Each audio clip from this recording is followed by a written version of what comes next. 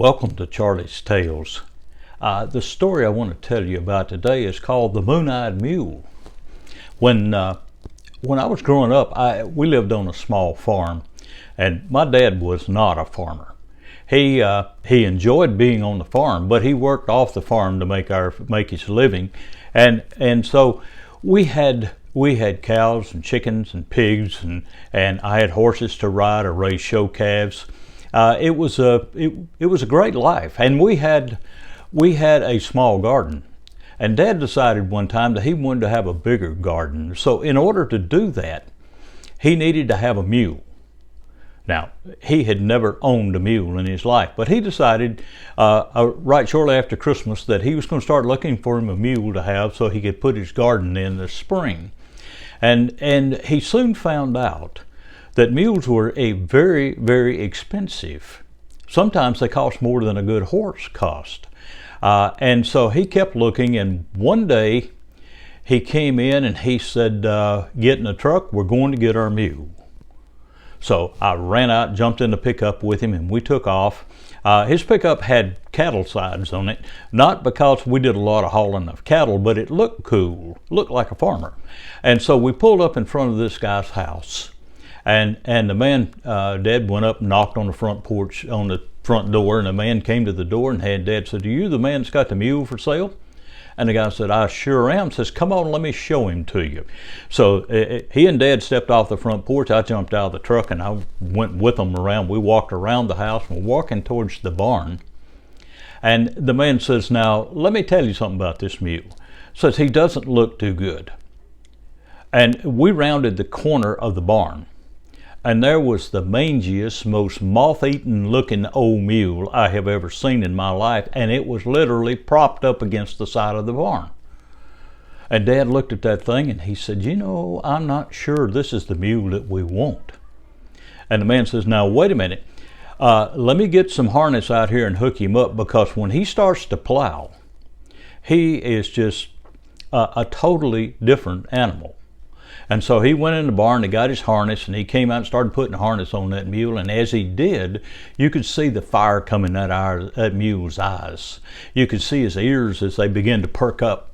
So when he hooked him up to the plow, I had a little old turning plow. Dad went out and plowed a little bit. Now, he didn't know a great deal about plowing, but he did turn some dirt.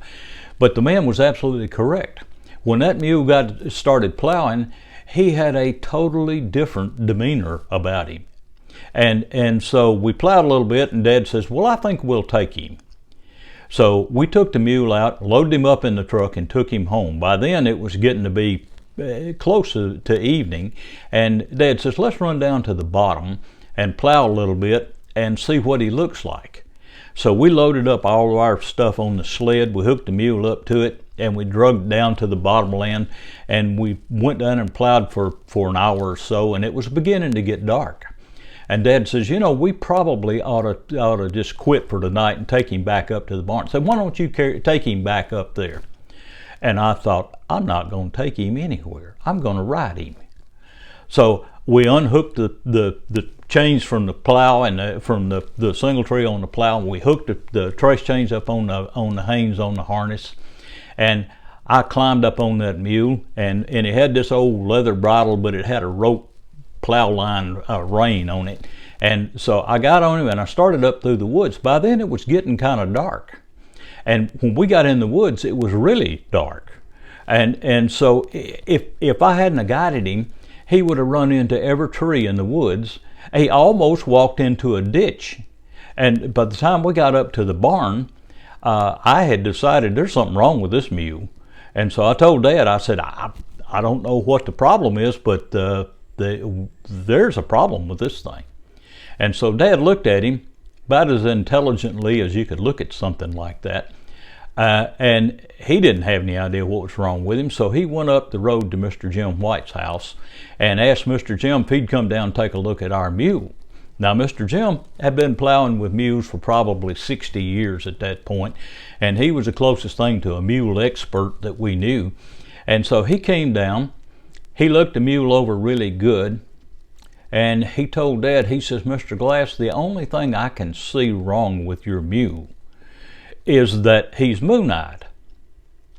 Dad says, moon-eyed, huh? Like he knew what that meant. And I didn't. So I said, Mr. Jim, what does it mean that he's moon-eyed? And he says, well, it means that during the day he is perfectly fine, but at night he's blind as a bat. And so we went in to eat supper, and I couldn't wait to tell Mom that we had a moon-eyed mule. And she thought that was the funniest thing she had ever heard, and she just died laughing. And the more she laughed, the madder Dad got. And so after supper, Dad says, come on, we're going to take that mule back. So we went down to the barn, we got the mule, we led him out, put him back in the pickup, went back over to this guy's house, pulled up in front. Dad got out and went up and knocked on his door, and the man came to the door, and Dad says, you remember me? And the guy says, yes, sir, you're the man who bought the mule. And Dad says, you see that mule out there in the truck? And the man looked, and he said, yep, that's the mule you bought. Dad says, you know, that mule is moon-eyed. He can't see a wink at night. And the man says, well, I told you he didn't look too good. Well, I hope you enjoyed our story, and if you did, I would ask that you would subscribe and hit the like button. And we will talk to you next time.